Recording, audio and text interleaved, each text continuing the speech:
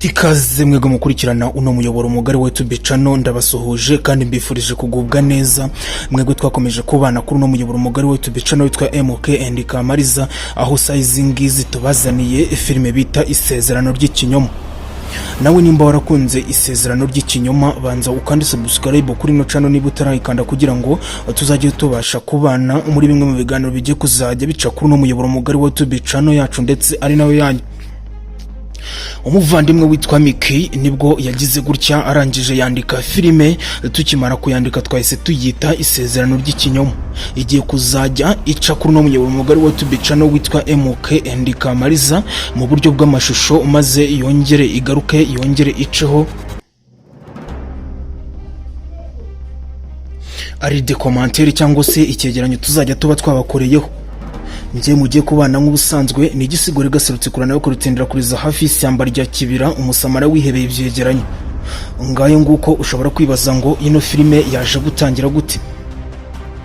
Iyi filime bayita Isezerano ry'ikinyoma, nicyo twakozeho kino cyegeranyo.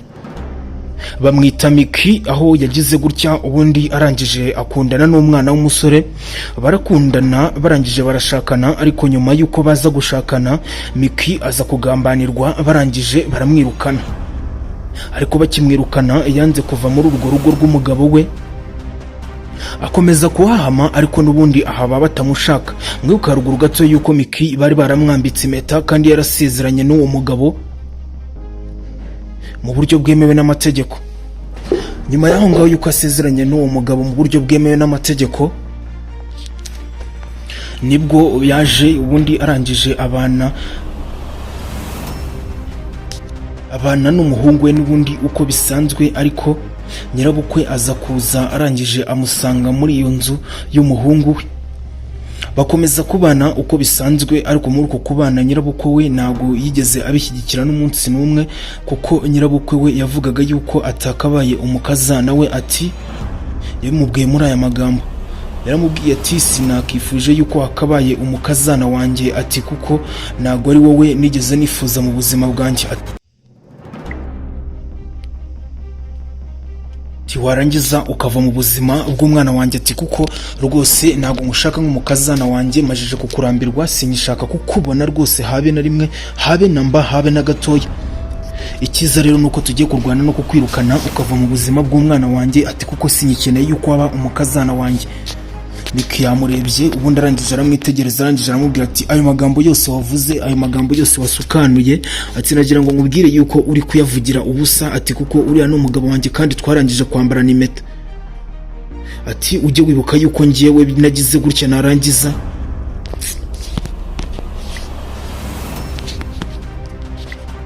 twarangiza ubundi tukambarana impeta. Ubwo rero nyuma yuko twambarana impeta we nta burenganzira ufite bwo kunkura muri runo rugo, ati kuko ayo magambo yose wavuze ntago naruvamo rwose, ibyo ngibyo ntibizigera bishoboka. Ati iryo ngiryo wanze ukunze risubiza aho urikuye.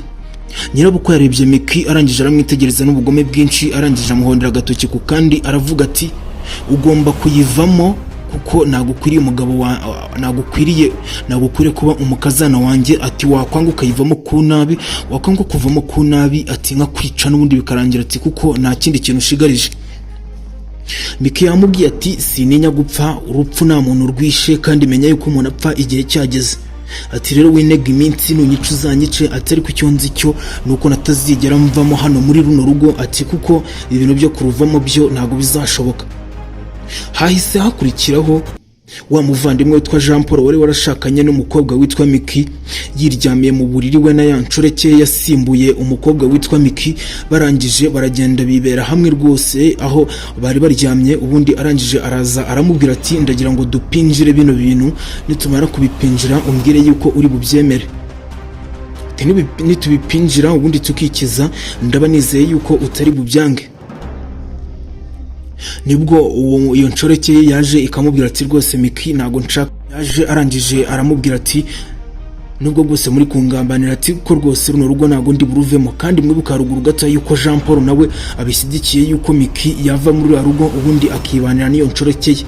Iyo nshoreke ye n'ubundi rero yakomeje kumushuka uko bisanzwe, ariko Miki we nta kintu bimubwiye, bamushuka batamushuka, ati njyewe sineze kuruvamo rwose, nzaruhamamo kandi nzaruhamamo mpaka. Reka nze dukomeze n'ibindi bice byakurikiyeho bisesengura ino filime, mwibutsa ngo banza ukande subscribe kuri no channel kugira ngo dukomeje kubasha kubana mu biganiro bitandukanye bizajya binyura kuri no muyoboro mugari wa YouTube. Ikiriho kandi wavuga ko gikomeye cyane, umuvandimwe witwa Miki bafashe umwanzuro w'uko bagiye kumusohora ku ngufu, ariko mu gihe Mukase yari arimo kujya inama n'umuhungu we, bise bigarukamo bavuga yuko bishobora kuba byagaragara nabi kandi bikagaragara hanze. Ese Miki koko nibafata umwanzuro wo kumusohora ku ngufu koko iriya nzu koko ari buyivemo kandi akunda umugabo we n'urwego mwamubonye amukundaho, cyangwa se nago ari busohoke mu nzu? Reka duhurire hasi muri comment, mubyandike hasi muri comment.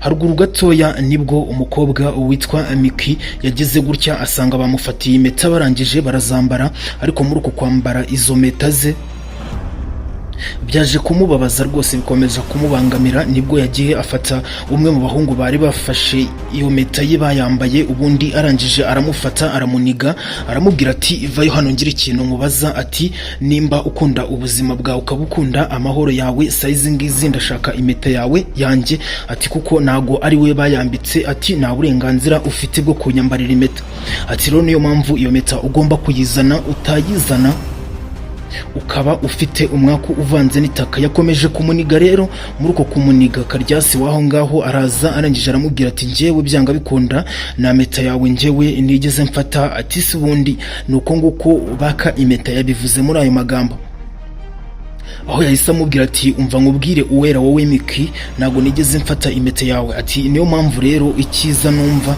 ushobora kunyihorera, ati kuko iyo meta uri kundyoza cyangwa se ushaka kumbyaza njyewe ubwanjye nago nigeze nyifata. Ati se ko ndeba ukomeje kumata ibibazo ugakomeza kuniga umbaza impeta kandi nawe nafashe, ubwo ngubwo urumva amaherezo ari buze kuba yahe. Bakomeje rero guhatana, uwo mwana w'umuhungu wari wamutwariye impeta agira gutya, arangije akora mu mufuka ya meta koko ayizamuramo nk'ubusanzwe, arangije ayihereza Miki. Miki ahita yongera arayambara. Miki yamubwiye ati n'ikindi gihe ntuzongera kumenyera ibintu byanjye, kandi nanone ndongenda kuyamya ndanakuyihanije kuzongera kunyinjirira mu cyumba, ntuzongere kwinjiramo, ati kuko ntago uri umugabo wanjye. Umuvandimwe wari wamutwariye impeta yamurebye cyane, arangije aramwitegereza aramubwira ati nubwo bwose ugeze gutyo ukanega nkagusubiza impeta yawe, ati ariko nagira ngo nkwibira akabanga, byanga bikunda runo rugo naguza kuza kururaramo. Mwibuka haruguru gatoya nyirabukwe yafashe umwanzuro yuko agomba kwirukanwa muri iriya nzu, ubundi umuhungu we akishakira uwo yashakaga. Byanga bikunda Miki ngo ashobora kuza gusohokamo, byakwanga agasohokamo ku gahato, atasohokamo ku gahato agasohokamo ari uko ashukishijwe amafaranga, ariko ntabwo tubizi nimba ari amafaranga koko ari buyemere kugira ngo abe yasohoka, cyangwa se gusohokamo ku ngufu nimba ari bubyemere. Reka nzi dukomeze n'ibindi bice byaje gukurikira kuri ino filime, ubundi dukomeze tuyisesengure turebere hamwe bino byegeranyo nabakoreye. Mwibuka gukanda subscribe, mbibukije rwose, reka nzajya mbakura, kandi mujye mutera like na comment hasi aho ngaho kugira ngo tuzajye tubasha gukomeza kubana muri ano magambo amwe tuvugira hano kuri uno muyoboro mugari wa YouTube channel aca kuri zino mikoro z'Igisigo Legacy channel yo bayita MK and Kamariza nk'ubusanzwe. Gakeri nawe ubu tuvugana nagira ngo nkubwire yuko ari mu mazi abira, aho yari yatwaye impeta za Miki ubu ngubu nawe ari kumuhangara, amumereye nabi, amubwira ati Gakeri rwose uramenye yuko zino meta nambaye ku maboko ari z'umugabo wanjye, nasezeranye n'umugabo wanjye, ati rero size ngizi nta burenganzira ufite bwo kuzongera kuzifata, ati kandi umenye yuko dukorana hano, ndi mabuja wawe, ndi nyokobuja wowe ukaba Karyasi muri runo rugo. Ati rero ubwo ngubwo urabyumva yuko uramutse utanyitwayeho neza nshobora kukwirukana, warangiza ukamvira mu rugo, ubundi nkareba aho uzajya ku. Gakeri nawe yabimusubije muri aya magambo, arangije aramubwira ati rwose uzakora icyo ushaka, ndi tayari kuba naruvamo, ati ariko se nanone nunyirukana nshobora kuzaba hehe, ese nzabaho gute nko warumfatiye runini? Ati ahubwo reka nkubwire ntago nzigera nongera kuba nagusuzugura mwinjira mu cyumba cyangwa se ngo mfate impeta zawe, icyo uzajya umbwira rwose niteguye kuzajya nkumva. Rero filime yacu reka tuyisoreza ahangaha, tuzongera ku munsi w'ejo twongera dusesengura ino filime muzaze muri benshi maze twongere tuhahurire, kandi mbashishikarije gukunda bino biganiro kuko ni byiza cyane. Mwebwe mutarakanda subscribe, mwibuka gukanda subscribe kugira ngo tuzajye tubasha kubana mu biganiro nzajya mbategurira bizajya binyura kuri YouTube channel yanjye ndetse ari nayo yanyu. Murakoze cyane mwebwe twabanye muri bino biganiro, mwakoze cyane kunega amatwi, mwakoze cyane kumva icyo mvuga, kandi namwe ndabashimiye mwakanze like, mwebwe mwibutse gutera comment, kandi namwe mwibutse kubisharinga, namwe ndabashimiye muri abagaciro cyane. Ibiganiro nk'ibi ngibi nakagaruka bizajya binyura kuri uno muyoboro n'ubundi nk'ubusanzwe. Mukomeze kugira igicamunsi cyiza cy'umugoroba. Njye narakiyemeje yuko nzajya mbakorera ibyegeranyo bikanyura kuri uno muyoboro mugari wa YouTube.